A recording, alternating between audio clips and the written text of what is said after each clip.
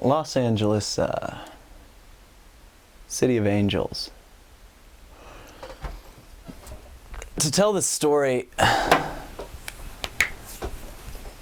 got to tell another story first. We were coming back from Mexico over Christmas break, sort of like a Christmas time version of spring break. We're in Ensenada, which is this town, I guess, kind of on the western coast of Mexico. We're just getting ready to get out, and before we leave, we decide to stop, kind of look around a little bit. We're looking to try and buy some cheap tequila and Kahlua and just some stuff to bring back with us in the States. We'd been dry for a week. So before we left, always a good idea to buy illegal prescription drugs. All of a sudden, Alex, Austin, Jeff, which is Austin's cousin, and Jared they go crazy. They decide to get Valium, and so I think for the next 2 hours we probably hit every pharmacy in like a 2-mile radius. I bet we went to 20 of them. My cousin from Atlanta was with us, and we got him to go in and buy us some drugs while we waited outside on this bench. He got some Z-bars, Xanax. The wobbly pills, wobbling, you know what I'm saying? Yeah. Makes your knees all wobbly. And then he got some Valium. Enough just to have fun on the way back to Portland. We arrive at the border. We're talking to the guy. We give him our passports. We tell him what we were doing in Mexico. He asked us if we're bringing any drugs back or anything like that. We say no. We tell him that we got 5 liters of alcohol. And he says, "Well, that is a shame." And we ask him why, and he says, "Well, if you don't live in California, you can bring back 2 liters instead of 1." So that was disappointing, so we took some more Valium.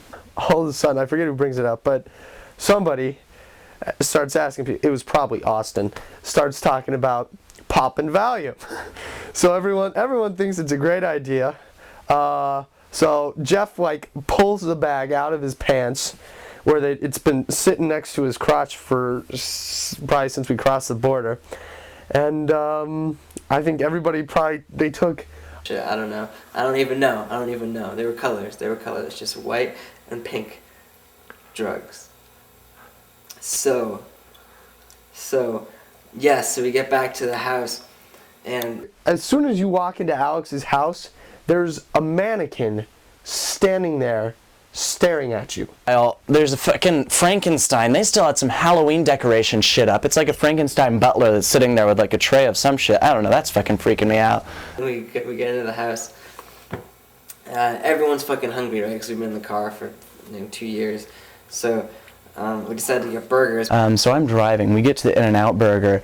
Well, I remember this cop, though.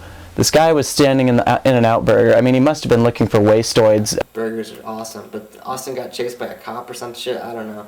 And then I think Austin got kicked out of the sandwich place. And we got out of there because I was done with that scene. I was getting fucking crazy legs. I couldn't walk at this point, barely. So we get in the car. I'm driving.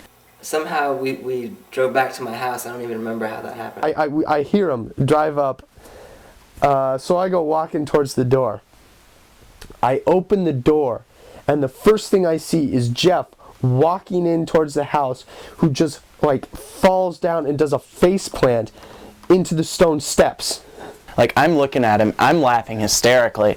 It's obvious that everyone's ripped as shit. Everyone's on crazy drugs, crazy drugs. And then Alex's father comes to the door, and he turns around and he goes right back inside. He doesn't do a damn thing. And the last thing I remember, well,